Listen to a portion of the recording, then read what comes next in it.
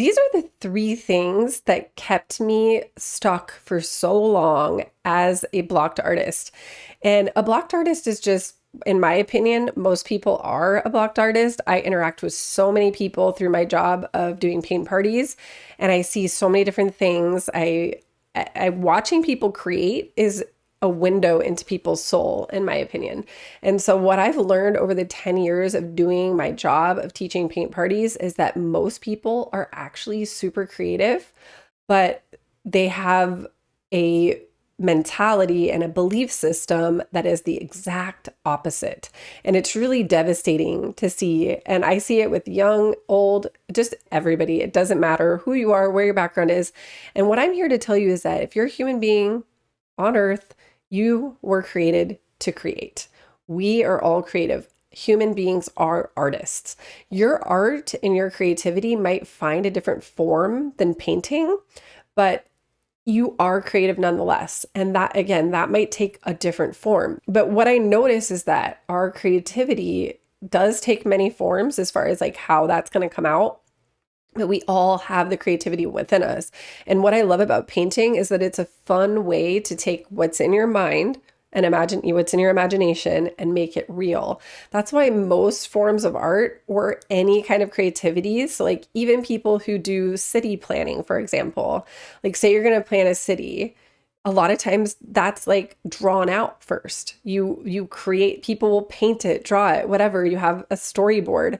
And that's just a way of taking it from what's in your mind to making, that's like a step to making it real. That's why I love painting so much, because we get to take what's in our mind and make it real. And we also get to take what we see and filter it through our own unique lens and perception and make that real so that we can share that and we can have that shared experience.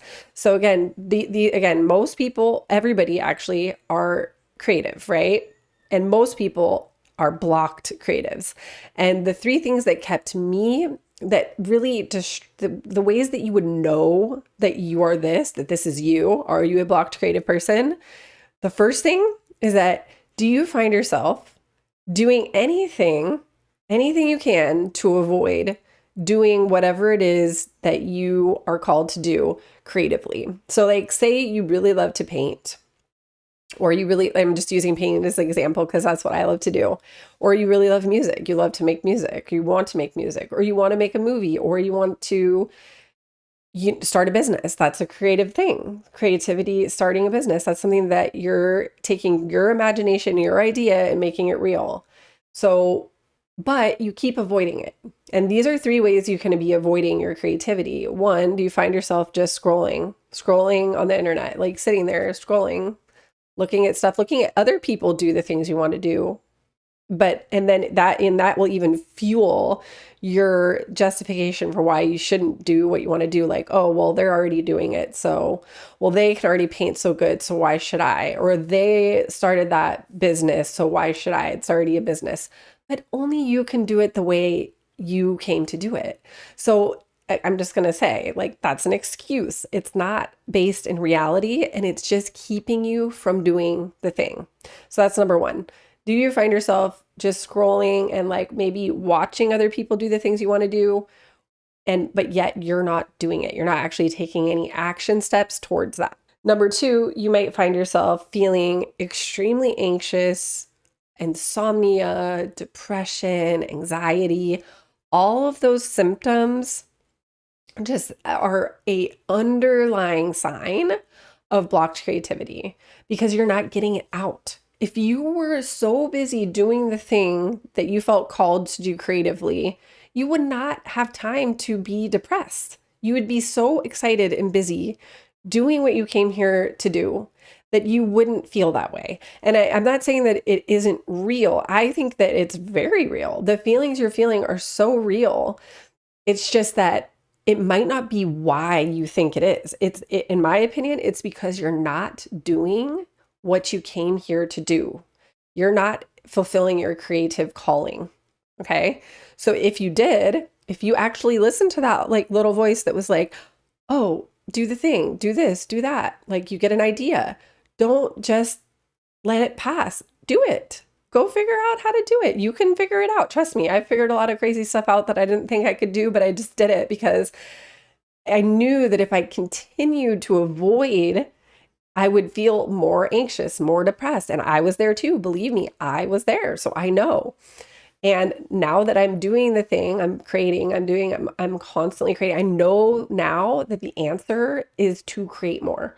It's that there is no other answer. And then the third thing you're going to find yourself doing is probably over consuming. So that kind of ties in with the first one, but it's a little bit more insidious. It would be like, you're overeating, you're over drinking, you're kind of like self-medicating with food, drinks. It could be relationship drama. It could be all these other things. Like you're getting all, you're obsessing over what other people are doing. You're very judgmental, all of those things, this kind of meddling and this kind of over consuming and this kind of over criticism.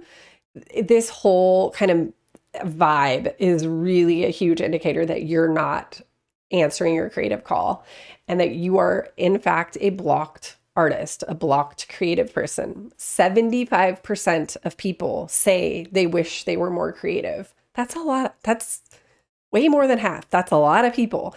So what I'm telling you is that you got to get in the arena. You got to get your hands dirty. You got to just start doing the thing.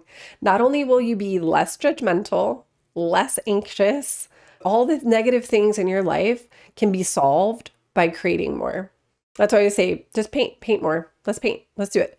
The more I paint, the more my problems diminish. All the things that I think that I'm solving by avoiding doing the thing that I'm called to do get solved when I just do the dang thing.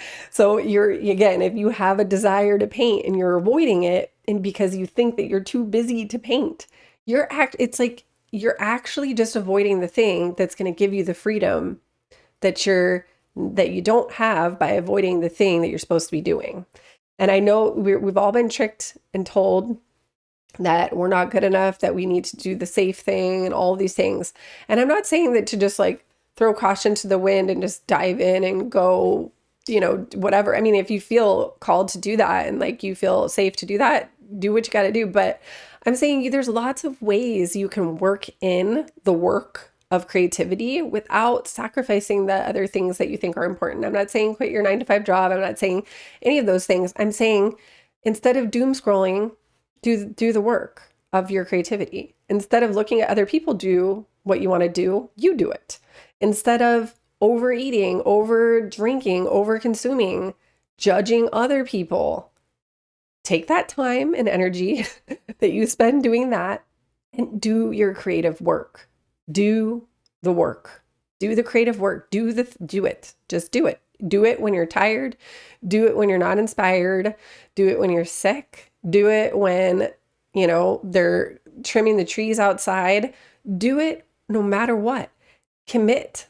Can make a commitment to yourself and do it.